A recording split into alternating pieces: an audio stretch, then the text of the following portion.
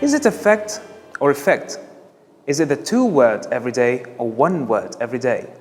Is it beside or besides? Is it could or managed to? Is it uninterested or disinterested? Confused? Well, I believe you know what I'm talking about here. Hello everyone and welcome to another episode of English in Practice. This is Kareem with you again, your English teacher. In previous episodes, we talked about words that learners of English confuse when they use English in general. Today, I'll talk about more of these words and I'll teach you how to avoid this confusion. So if you want to learn how to avoid making mistakes when using such words, keep watching. The first group for today is affect and effect. I, as an English teacher, have seen this mistake a lot when marking exams, quizzes, or homework. People learning English make this mistake when using one of these words or actually both of them. But worry not, because I will teach you the difference. Affect, which starts with the letter A, is a verb. It means to produce a change in someone or something. Effect, which is a noun, the one that starts with the letter E, is a noun, as I said, and it means the end result of a change. Let me give you two examples to explain what that means. The first example is, the disease is affecting my ability to breathe. The second example is, the medicine had an instant effect on the pain. In the first example, we can see that the word affecting is being used as a verb, and we can know that because it's being used as a present participle. It's preceded by a verb to be, and then it expresses a continuous meaning here. Now, affecting means that the disease is producing a change in my ability to breathe, in a negative way, of course, but it's changing my ability to breathe. In the second example, however, the word effect is being used as a noun, and it means the result of the medicine. So the medicine had an instant result on the pain.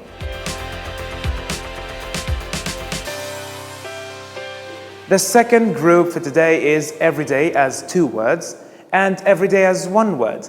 Now, many learners of English make this mistake, not knowing the difference. Well, I will teach you the difference. Everyday as one word is an adjective.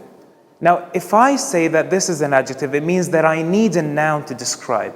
Let's have an example to see what that means. You should have a small dictionary for everyday use.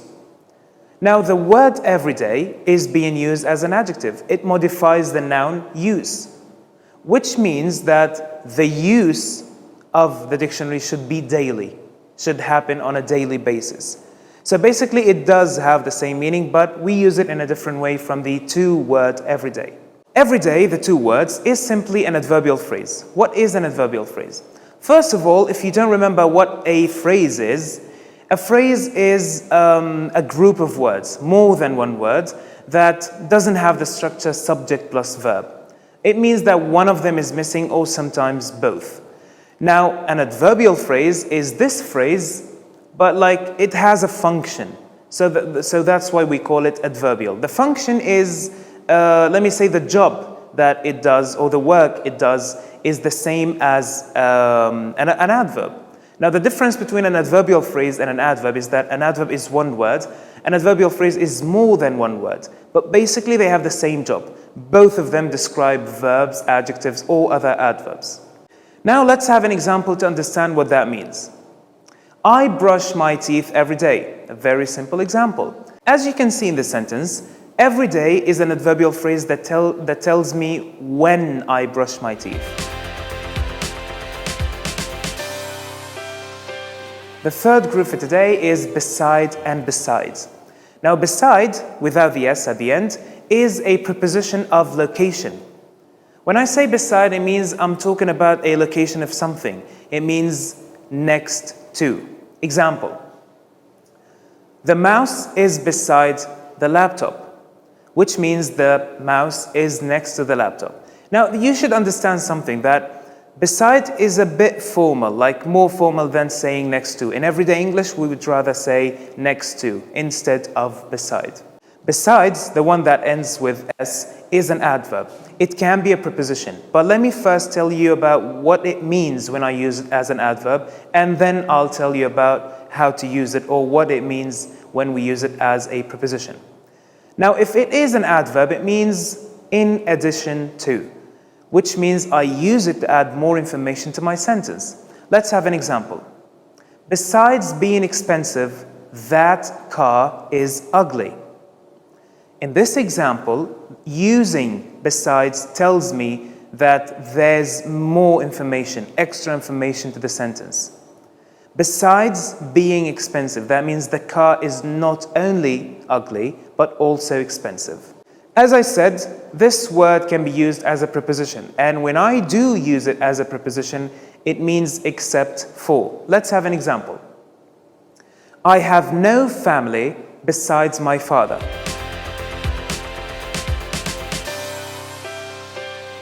Group number 4 for today includes two words that many people confuse. These words are could and managed to, or managed to. But we say managed with ed most of the time because we use it in the past. These two words are both used to talk about abilities in the past, but there's a difference. Let me teach you what the difference is. Let's study two examples to figure out the difference. Example number 1. I could speak Chinese fluently when I was 6. Example number 2.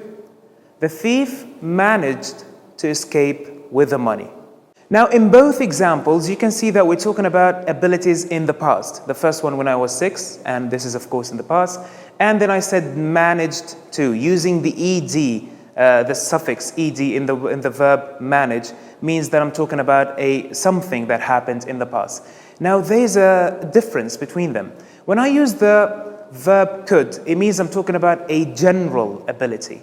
When I say I could speak Chinese when I was 6, it means I could speak it in a restaurant, in a cafe, in different situations. So it was talking about a general ability. In the second example, however, I'm talking about a specific situation. The thief managed to escape with the money, which means the thief could not run or escape every time, like in general situations. I was talking about one specific situation. Now, the fifth and last group for today has two words that people misuse. We have two words in English, uninterested and disinterested. Some people may be surprised that both words have different meanings. Uninterested is simply the opposite of interested. If you are uninterested, that means you are not interested in something. Example, he is uninterested in traveling. Now, we know what that means, but I need to tell you that uninterested is not usually used in spoken English. We usually say not interested instead of uninterested. Now, the word disinterested, on the other hand, has a different meaning. If someone is disinterested, it means that someone is neutral. Being neutral means that you don't take one side rather than the other.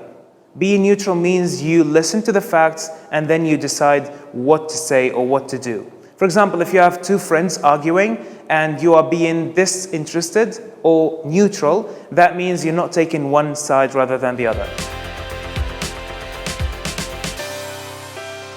So today we learned more confusing words in English, and we learned the differences and how to avoid confusion when we use these words.